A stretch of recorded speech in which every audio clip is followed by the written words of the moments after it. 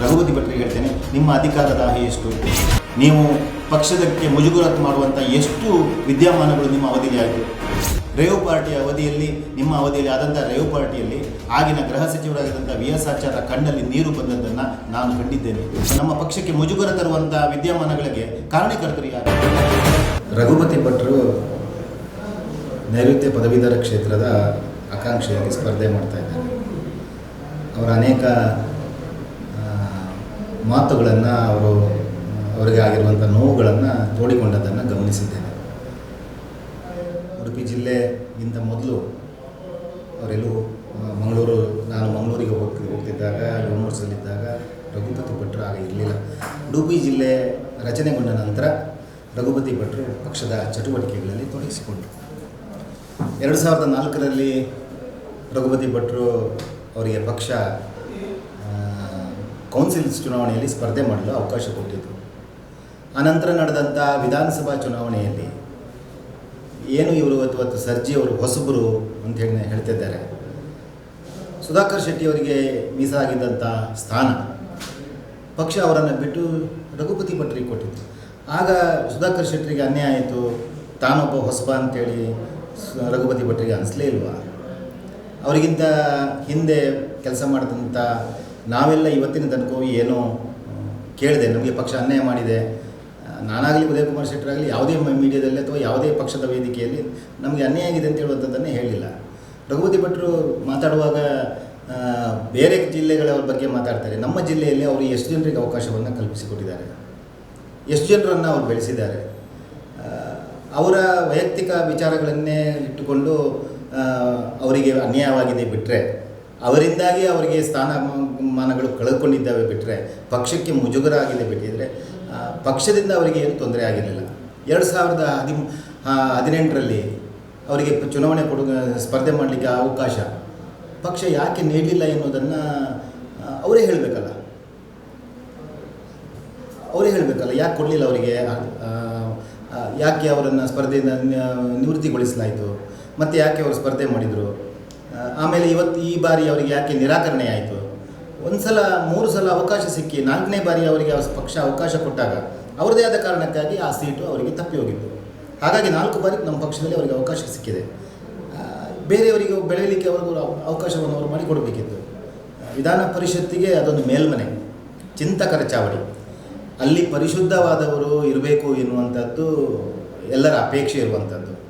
ರಘುಪತಿ ಭಟ್ರು ಈ ಚಿಂತಕರ ಚಾವಡಿಗೆ ಸೇರಲಿಕ್ಕೆ ಎಷ್ಟು ಅರ್ಹರು ಎನ್ನುವಂಥದ್ದು ಪ್ರಶ್ನೆ ಎಲ್ಲ ವಿದ್ಯಾವಂತ ಪದವೀಧರರ ಮನಸ್ಸಿನಲ್ಲಿ ಇದೆ. ಹಾಗಾಗಿ ನಮಗೆ ನೇರವಾಗಿ ಸ್ಪರ್ಧೆ ಇರುವಂಥದ್ದು ರಘುಪತಿ ಭಟ್ರಲ್ಲ, ಕಾಂಗ್ರೆಸ್ ಮತ್ತು BJP. ನಾವು ರಘುಪತಿ ಭಟ್ರು ನಮ್ಮ ಸ್ಪರ್ಧೆ ಅಂತೇಳಿ BJP ಇವತ್ತು ಉಡುಪಿ ಜಿಲ್ಲೆಯಲ್ಲಿ ಆಗಲಿ ಉಡುಪಿನ ಕ್ಷೇತ್ರದಲ್ಲಾಗಲಿ ನಾವು ತಿಳ್ಕೊಳ್ಳೇ ಇಲ್ಲ. ನಮ್ಮ ನೇರ ಸ್ಪರ್ಧೆ ಇರೋದು ಆಯನೂರು ಮಂಜುನಾಥ್ ಜೊತೆಗೆ. ಹಾಗಾಗಿ ಸ್ಪರ್ಧೆಯಲ್ಲಿ 7 ಜನ 8 ಜನ 10 ಜನ ಇದ್ದಾರೆ. ಅವರಲ್ಲಿ ಒಬ್ಬರು ರಘುಪತಿ ಭಟ್ರು. ಇನ್ನು ಹಿಂದುತ್ವದ ಮುಖವಾಣಿ ಅಂತೇಳಿ ಅವರು ಹೇಳ್ತಾ ಇದ್ದಾರೆ. ನಾನು ಒಂದೇ ಪ್ರಶ್ನೆ ರಘುಪತಿ ಭಟ್ರಿಗೆ ಕೇಳ್ತಾ ಇರೋದು, ನಿಮ್ಮ ಕಾರಿನ ನಂಬರ್ ಇವತ್ತಿನ ತನಕ ಅದು 9786 ಅಂತೇಳಿ ಯಾಕೆ ನೀವು ಇಟ್ಕೊಂಡಿದ್ದೀರಿ? ಅದೇ ನಂಬರ್ ನಿಮಗೆ ಯಾಕೆ ಬೇಕು? ಎಲ್ಲಿ ನಿಮ್ಮ ಹಿಂದುತ್ವದ ಬಗ್ಗೆ ನಿಮಗಿರುವಂಥ ಬದ್ಧತೆ? ನಾನು ನಿಮ್ಮ ಜೊತೆ ಅನೇಕ ಸಲ ನೀವು ಅಧ್ಯಕ್ಷರಾಗಿರುವಾಗ ನಾನು ಪ್ರಧಾನ ಕಾರ್ಯದರ್ಶಿ ಕೆಲಸ ಮಾಡಿದ್ದೇನೆ. ಹಿಂದುತ್ವದ ಬಗ್ಗೆ ನಿಮ್ಮ ಬದ್ಧತೆ ಏನು, ಎಷ್ಟು ಎನ್ನುವಂಥದ್ದನ್ನು ನಮ್ಗೆ ಗೊತ್ತಿದೆ. ನಾವು ಅದನ್ನು ಪ್ರಶ್ನೆ ಮಾಡಲಿಕ್ಕೆ ಹೋದರೆ ನಮ್ಮ ಪಕ್ಷದ ಬಗ್ಗೆ ನಾವು ಮಾತಾಡಬೇಕಾಗತ್ತೆ. ನೀವು ಪಕ್ಷದ ವಿವಿಧ ಜವಾಬ್ದಾರಿಯನ್ನು ನಿರ್ವಹಿಸಿದ್ದೀರಿ, ಶಾಸಕರಾಗಿ ಕೆಲಸ ಮಾಡಿದ್ದೀರಿ. ಹಿಂದುತ್ವ ಏನು, ಎಷ್ಟು ಎನ್ನುವಂಥದ್ದನ್ನು ನಾವು ನೋಡಿದ್ದೇವೆ. ಹಾಗಾಗಿ ಅದರ ಬಗ್ಗೆ ನಾನು ಪ್ರಶ್ನೆ ಮಾಡೋದಿಲ್ಲ. ಅವಕಾಶ ಸಿಕ್ಕಿಲ್ಲ ಎನ್ನುವಂಥ ಏಕೈಕ ಕಾರಣಕ್ಕಾಗಿ ಪಕ್ಷದ ವೇದಿಕೆಯಲ್ಲಿ ದೂರುವಂಥದ್ದು, ಯಡಿಯೂರಪ್ಪನವರ ಬಗ್ಗೆ ಮಾತಾಡುವಂಥದ್ದು ಅಥವಾ ಬೇರೆಯವರ ಬಗ್ಗೆ ಮಾತಾಡೋದು, ಇದು ಒಬ್ಬ ನೀವೊಬ್ಬ ನಿಜವಾದ ಪಕ್ಷದ ಕಾರ್ಯಕರ್ತನಾಗಿದ್ದರೆ ಈ ಕ್ಷಣದಿಂದ ತಾವು ನಿವೃತ್ತಿಯಾಗಬೇಕು. ಪಕ್ಷದ ಅಭ್ಯರ್ಥಿಯ ಪರವಾಗಿ ಕೆಲಸ ಮಾಡಬೇಕು. ಈಗಲೂ ಅವಕಾಶ ಇದೆ ನಿಮಗೆ. ರಘುಪತಿ ಭಟ್ರೆ, ನಿಮಗೆ ಈಗಲೂ ಅವಕಾಶ ಇದೆ. ನೀವು ನಿವೃತ್ತಿಯಾಗಿ ಪಕ್ಷದ ಅಭ್ಯರ್ಥಿ ಪರವಾಗಿ ಕೆಲಸ ಮಾಡಿ. ಆಮೇಲೆ ನೋಡೋಣ ನಿಮ್ಮ ಬಗ್ಗೆ ನಮಗೂ ಕಾಳಜಿ ಇದೆ. ನಿಮ್ಮ ಬೆಳವಣಿಗೆಯಲ್ಲಿ ನಮ್ಮದು ಒಂದು ಪಾತ್ರ ಇದೆ. ನಾವು ಹೋರಾಟ ಮಾಡಿದ್ವಿ, ನಿಮ್ಮ ಬಗ್ಗೆ ನಾವು ಹೋರಾಟ ಮಾಡಿದ್ವಿ. ಹಾಗಾಗಿ ನೀವು ನಮ್ಮ ಜೊತೆ ಇರಬೇಕು ಎನ್ನುವಂಥದ್ದು ನಮ್ಮ ಅಭಿಪ್ರಾಯ. ಹಾಗಾಗಿ ಪಕ್ಷದ ಬಗ್ಗೆ ಟೀಕೆ ಮಾಡುವಂಥ ಕೆಲಸಕ್ಕೆ ಕೈ ಹಾಕಬಾರ್ದು. ಪಕ್ಷದ ನಾಯಕರ ಬಗ್ಗೆ ಮಾತಾಡುವಂಥದ್ದಾಗಲಿ, ದ್ರೋಹ ಮಾಡುವಂಥದ್ದಾಗಲಿ. ನಮಗೂ ನೆನಪಿದೆ, ಶ್ರೀನಿವಾಸ್ ಶೆಟ್ಟಿ ಅವರಿಗೆ ಸಚಿವ ಸ್ಥಾನ ನಿರಾಕರಣೆಗೊಂಡಾಗ ಇದೇ ಪಕ್ಷವನ್ನು ನೀವು ದಗಲ್ಬಾಜಿ ಅಂತೇಳಿ ಕರೆದ್ರಿ, ದಗಲ್ಬಾಜಿ ಪಾರ್ಟಿ ಅಂತೇಳಿ ನೀವು ಕರೆದ್ರಿ. ಆಗಲೂ ನಿಮ್ಮ ಮಾತನ್ನು ನಾವು ಸಹಿಸಿಕೊಂಡು ನಾವು ನಿಮ್ಮ ಬಗ್ಗೆ ಪ್ರೀತಿ ತೋರಿದ್ವಿ ಮತ್ತು ಸ್ಪರ್ಧೆ ಮಾಡಲಿಕ್ಕೆ ಅವಕಾಶ ಕೊಟ್ಟಿದ್ವಿ. ನಾವೆಲ್ಲೂ ಪಕ್ಷದ ವೇದಿಕೆಯಲ್ಲಿ ನಾವು ಯಾರು ನಿಮ್ಮನ್ನು ವಿರೋಧಿಸಲಿಲ್ಲ. ಇರಲಿ, ಒಂದು ಆವೇಶದ ಭರಿತ ಮಾತಲ್ಲಿ ನೀವು ಮಾಡಿದ್ದೀರಿ ಅಂತೇಳಿ. ಹಾಗಂತ ಪ್ರತಿ ಸಲವೂ ನಿಮ್ಮ ಅಭಿಪ್ರಾಯಗಳನ್ನು ಒಪ್ಪುವಂಥದ್ದಲ್ಲ. ಮತ್ತು ಸ್ಪರ್ಧೆ ರಘುಪತಿ ಭಟ್ರಿಗೂ ಧನಂಜಯ ಸರ್ಜಿಗೂ ಅಲ್ಲ. ಸ್ಪರ್ಧೆ ಇರುವಂಥದ್ದು BJPಗೆ ಮತ್ತು ಕಾಂಗ್ರೆಸ್ಸಿಗೆ. ಜಿಲ್ಲೆಯ ಮತ್ತು ಕ್ಷೇತ್ರದ ನೈಋತ್ಯ ಪದವೀಧರ ಕ್ಷೇತ್ರದ ಎಲ್ಲ ಅಭ್ಯರ್ಥಿಗಳು, ವಿದ್ಯಾಧರ ಪದವೀಧರ ವಿದ್ಯಾವಂತರು, ಶಿಕ್ಷಕರಾಗಲಿ ಎಲ್ಲರೂ ಅದು ಮೈತ್ರಿ ಪಕ್ಷದ ಅಭ್ಯರ್ಥಿಗಳಿಗೆ ಮತದಾನ ಮಾಡ್ತಾರೆ ವಿನಃ ಯಾರೋ ಒಬ್ಬನಿಗೆ ತೊಂದರೆ ಆಯಿತು ಅಂತ ಹೇಳುವಂಥದ್ದು. ಈಗ ಈಶ್ವರಪ್ಪನವರು ಅವ್ರ ಬಗ್ಗೆ ಪ್ರಚಾರ ಮಾಡ್ತಾರೆ. ಹಾಗಂತ ಲೋಕಸಭಾ ಚುನಾವಣೆಯಲ್ಲಿ ಈಶ್ವರಪ್ಪನವರ ಪಾತ್ರ ಏನಿದೆ? ಅದೇ ಈಶ್ವರಪ್ಪನವರು ರಘುಪತಿ ಭಟ್ರ ಬಗ್ಗೆ ಯಾಕೆ ಬಂದಿದ್ದಾರೆ ಅಂತೇಳಿದ್ರೆ ಅವರು ವೈಯಕ್ತಿಕವಾಗಿ ಅವರಿಗೆ ಸಿಕ್ಕಿಲ್ಲ ಅಂತ ಹೇಳಿದಾಗ ಇನ್ನೊಬ್ಬರನಿಗೆ ಜೊತೆ ಸೇರುವಂಥದ್ದು. ಈ ರೀತಿ ಅವರಿಗೆ ಜೊತೆಯಾಗಿದ್ದಾರೆ ವಿನಃ ಪಕ್ಷದ ಯಾವ ಕಾರ್ಯಕರ್ತರು, ನಿಷ್ಠಾವಂತ ಕಾರ್ಯಕರ್ತರು, ಪಕ್ಷದವನ್ನು ಕಟ್ಟಿ ಬೆಳೆಸಿದಂಥ ಕಾರ್ಯಕರ್ತರು ಯಾರು ಅವ್ರ ಜೊತೆ ಇವತ್ತಿಲ್ಲ. ಅವರೆಲ್ಲರೂ ಪಕ್ಷದ ವೇದಿಕೆಯಲ್ಲಿ ಇಲ್ಲಿ ನಮ್ಮ ಜೊತೆ ಇದ್ದಾರೆ, ಕೆಲಸ ಮಾಡ್ತಾ ಇದ್ದಾರೆ. ನಮ್ಮ ಎಲ್ಲ ಶಾಸಕರು 5 ಜನ ಶಾಸಕರು ಒಂದಾಗಿ ಒಟ್ಟಾಗಿ ಕೆಲಸ ಮಾಡ್ತಾ ಇದ್ದಾರೆ. ನಮ್ಮ ಎಲ್ಲ ಪದಾಧಿಕಾರಿಗಳು ರಾತ್ರಿ ಹಗಲು ನಮ್ಮ ಪಕ್ಷದ ಅಭ್ಯರ್ಥಿಗ ಕೆಲಸ ಮಾಡ್ತಾ ಇದ್ದಾರೆ. ಹಾಗಾಗಿ ನಾನು ಈ ಮಾಧ್ಯಮದ ಮುಖಾಂತರ ಹೇಳ್ತೇನೆ, ಯಾವುದೇ BJPಯ ಒಳಗೆ ಯಾವುದೇ ಗೊಂದಲ ಇಲ್ಲ. ರಘುಪತಿ ಭಟ್ರಿಗೆ ಗೊಂದಲ ಇರ್ಬೋದು ಬಿಟ್ಟರೆ BJPಯ ಯಾವುದೇ ಕಾರ್ಯಕರ್ತನಿಗೆ ಗೊಂದಲ ಇಲ್ಲ. ನಮ್ಮೆಲ್ಲರೂ ಪ್ರಯತ್ನ ಇರುವಂಥದ್ದು ಧನಂಜಯ ಸರ್ಜಿ ಭಾಜಪದ ಅಭ್ಯರ್ಥಿ ಗೆಲ್ಲಬೇಕು, ನಮ್ಮ ಮೈತ್ರಿ ಪಕ್ಷದ ಭೋಜೇಗೌಡರು ಗೆಲ್ಲಬೇಕು ಎನ್ನುವಂಥ ನಿಟ್ಟಿನಲ್ಲಿ ನಮ್ಮ ಕೆಲಸ ಕಾರ್ಯಗಳು ನಡೀತಾ ಇದೆ. ಡಾಕ್ಟರ್ ಆಚಾರ್ಯರು VS ಆಚಾರ್ಯರ ನಂತರ ಬಹಳ ದೊಡ್ಡವಾದಂಥ ಮೇಜರ್ ಕೆಲಸ ಕಾಮಗಾರಿ ಉಡುಪಿಗೆ ಬಂದದ್ದನ್ನು ಎತ್ತಿ ತೋರಿಸುವಂಥ ಒಂದು ಕೆಲಸವನ್ನು ರಘುಪತಿ ಭಟ್ರು ಮಾಡಲಿ. ರಸ್ತೆ ಇನ್ನಿತರ ಕೆಲಸಗಳು ಅದು ಲಾಲಾಜಿಯವರ ಕಾಪು ಕ್ಷೇತ್ರಕ್ಕೂ ಬಂದಿದೆ.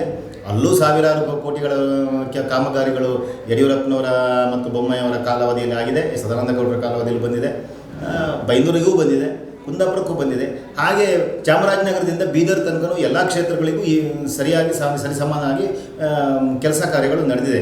ಅದರಲ್ಲಿ ವಿಶೇಷತೆ ಇಲ್ಲ. ಆ ರಸ್ತೆ ಅಗಲಾಗಿದೆ ಅಂತ ಹೇಳಿದರೆ ಎಲ್ಲ ಬೇರೆ ಕಡೆಯೂ ಅಗಲಾಗಿದೆ. ಆದರೆ VS ಆಚಾರ್ಯರು ಕಂಡಂಥ ಸ್ವರ್ಣ ಯೋಜನೆ, ಈ ರೀತಿಯ ಜಿಲ್ಲಾ ಕಟ್ಟಡ, ನಗರದ ಅಗಲೀಕರಣ, ಇಂಥದ್ದೆಲ್ಲ ಮಾಡುವಂಥ ಕೆಲಸಗಳು ಅವರೆಲ್ಲೂ ಮಾಡಿದ್ದಾರೆ. ಹಾಗೆ ನಾವು ಅದನ್ನು ಪ್ರಶ್ನೆ ಮಾಡೋದಿಲ್ಲ. ನಮ್ಮ ಪಕ್ಷದ ಜನಪ್ರತಿನಿಧಿ ಆಗಿರುವಾಗ ಅವರು ಇದ್ದರು, ಆಚಾರ್ಯರ ಜೊತೆ ಶಾಸಕರಾಗಿದ್ದರು. ಆಚಾರ್ಯರು ಮಾಡಿದ ಕೆಲಸವನ್ನು ತನ್ನ ಕೆಲಸ ಅಂತೇಳಿ ಅವರು ಬಿಂಬಿಸಲಿಕ್ಕೆ ಹೊರಟಿದ್ದಾರೆ. ಅದು ಸಹಜವಾಗಿ ಇರುವಂಥದ್ದು. ಒಬ್ಬ ಜನಪ್ರತಿನಿಧಿ ಎಲ್ಲವೂ ನಾನೇ ಮಾಡುವಂಥದ್ದು ಇರುವುದು. ಆದರೆ ತೋರಿಸುವಂಥ ಒಂದು ಕೆಲಸ ರಘುಪತಿ ಭಟ್ರ ಕಾಲದಲ್ಲಿ VS ಆಚಾರ್ಯರು ತೀರಿಕೊಂಡ ನಂತರ ಆದದ್ದನ್ನು ಅವರು ತೋರಿಸಲಿ. ರಘುಪತಿ ಭಟ್ರಿಗೆ ಅವಕಾಶ ನಿರಾಕರಣೆ ಆಗಿದೆ ಅಂತ ಹೇಳುವುದಕ್ಕೆ ನಾನು ಒಂದು ಪ್ರಶ್ನೆಯನ್ನು ಅವರಿಗೆ ಕೇಳಲಿಕ್ಕೆ ಇಷ್ಟಪಡ್ತೇನೆ. 2004ರಲ್ಲಿ ಅವರು ಚುನಾವಣೆಯನ್ನು ಸ್ಪರ್ಧೆ ಮಾಡುವಾಗ ಮುಂಚೆ ಅವರು ಜಿಲ್ಲಾಧ್ಯಕ್ಷರಾಗಿದ್ದರು.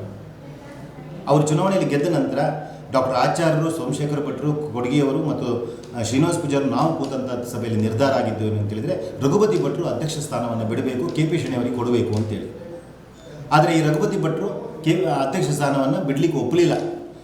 ಅಂದರೆ ಅವರಿಗೆ ಅಧಿಕಾರದ ದಾಹ ಆಗಲೂ ಇತ್ತು, ಅದು ಈಗಲೂ ಮುಂದುವರಿತಿದೆ ಅಂತ ಹೇಳೋದನ್ನು ನಾನು ಒತ್ತಿ ಹೇಳಲಿಕ್ಕೆ ನಮ್ಮ ಕಾರ್ಯಕರ್ತರ ಎದುರಲ್ಲಿ ಒತ್ತಿ ಹೇಳಲಿಕ್ಕೆ ಇಷ್ಟಪಡ್ತೇನೆ. ಯಾಕಂದರೆ ನಾನು ಇದನ್ನು ಅವ್ರ ಜೊತೆ ಇದ್ದವನು, ಈ ವಿಚಾರ ಇದ್ದವನು. ಅವರು ಅಧಿಕಾರ ಕೈಗೆ ಸಿಕ್ಕಿದಾಗ ಬೇರೆಯವರಿಗೆ ಕೊಡಲಿಕ್ಕೆ ಯಾವತ್ತೂ ತಯಾರಿಲ್ಲ. ಹಾಗಾಗಿ ವಿಧಾನಸಭೆಯಲ್ಲಿ ಸಿಗದಿದ್ದರೆ ವಿಧಾನ ಪರಿಷತ್ ಸಿಗದಿದ್ದರೆ MP, ಹೀಗೆ ಅವರು ಎಲ್ಲವಕ್ಕೂ ಪ್ರಯತ್ನ ಮಾಡಿದ್ದಾರೆ. ಬಿಟ್ಟರೆ ನಾನು ಜಿಲ್ಲಾಧ್ಯಕ್ಷ ಆದಾಗಲೂ ಅವರು ಪ್ರಯತ್ನ ಮಾಡಿದರು. ಜಿಲ್ಲಾಧ್ಯಕ್ಷಕ್ಕೆ ಪ್ರತಿ ಸರಿ ಜಿಲ್ಲಾಧ್ಯಕ್ಷ ಆಗುವಾಗಲೂ ಅವ್ರದ್ದು ಪ್ರಯತ್ನ ಇದ್ದೇ ಇತ್ತು. ಅಂದರೆ ಯಾವತ್ತೂ ಅವರು ಇನ್ನೊಬ್ಬ ಕಾರ್ಯಕರ್ತನಿಗೆ ಕೊಡಬೇಕು ಎನ್ನುವಂಥ ನಿಟ್ಟಿನಲ್ಲಿ ಯಾವತ್ತೂ ಅವರ ಮಾನಸಿಕತೆ ಇರಲಿಲ್ಲ. ಎಲ್ಲವೂ ತನಗೆ ಬೇಕು ಎನ್ನುವಂಥದ್ದನ್ನೇ ರೀತಿಯಲ್ಲಿ ಇದ್ದರು. ಆದರೆ ನಾವು ನಮ್ಮ ಪಕ್ಷದ ಒಬ್ಬ ನಾಯಕ ಅಂತ ಹೇಳುವಂಥದ್ರಲ್ಲಿ ಎಲ್ಲೂ ಅವರನ್ನು ಪ್ರಶ್ನಿಸಲಿಕ್ಕೆ ಹೋಗಲಿಲ್ಲ. ಇವತ್ತು ರಘುಪತಿ ಭಟ್ರಿಗೆ ಹೇಳ್ತೇನೆ, ನಿಮ್ಮ ಅಧಿಕಾರ ದಾಹ ಎಷ್ಟು? ನೀವು ಪಕ್ಷದಕ್ಕೆ ಮುಜುಗರ ಮಾಡುವಂಥ ಎಷ್ಟು ವಿದ್ಯಮಾನಗಳು ನಿಮ್ಮ ಅವಧಿಯಲ್ಲಿ ಆಯಿತು? ರೇವ್ ಪಾರ್ಟಿಯ ಅವಧಿಯಲ್ಲಿ, ನಿಮ್ಮ ಅವಧಿಯಲ್ಲಿ ಆದಂಥ ರೇವ್ ಪಾರ್ಟಿಯಲ್ಲಿ ಆಗಿನ ಗೃಹ ಸಚಿವರಾಗಿದ್ದಂಥ VS ಆಚಾರ್ಯರ ಕಣ್ಣಲ್ಲಿ ನೀರು ಬಂದದ್ದನ್ನು ನಾನು ಕಂಡಿದ್ದೇನೆ. VS ಆಚಾರ್ಯರು ಕಣ್ಣಲ್ಲಿ ನೀರು ಬರಲಿಕ್ಕೆ ಕಾರಣಕರ್ತರು ಯಾರಾಗಿದ್ದರು? ಆಗ ಇಲ್ಲಿ ನಡೆದಂಥ ಕೆಲವು ವಿದ್ಯಮಾನಗಳಿಗೆ, ನಮ್ಮ ಪಕ್ಷಕ್ಕೆ ಮುಜುಗರ ತರುವಂಥ ವಿದ್ಯಮಾನಗಳಿಗೆ ಕಾರಣಕರ್ತರು ಯಾರು? ಆದರೂ ನಿಮ್ಮನ್ನು ಸಮರ್ಥನೆ ಮಾಡಿ ನೀವು ನಮ್ಮ ಪಕ್ಷದ ಕಾರ್ಯಕರ್ತ ಅಂತ ಹೇಳುವಂಥದ್ದು, ಒಬ್ಬ ಒಳ್ಳೆಯ ಕಾರ್ಯಕರ್ತ ಅಂತ ಹೇಳುವಂಥದ್ದು ನಿಟ್ಟಿನಲ್ಲಿ ನಿಮಗೆ ಅವಕಾಶ ಕೊಟ್ಟಿದ್ವಿ. ಹಾಗಾಗಿ ಪದೇ ಅವಕಾಶಗಳನ್ನು ನಿರೀಕ್ಷೆ ಮಾಡೋದು ಸರಿಯಲ್ಲ.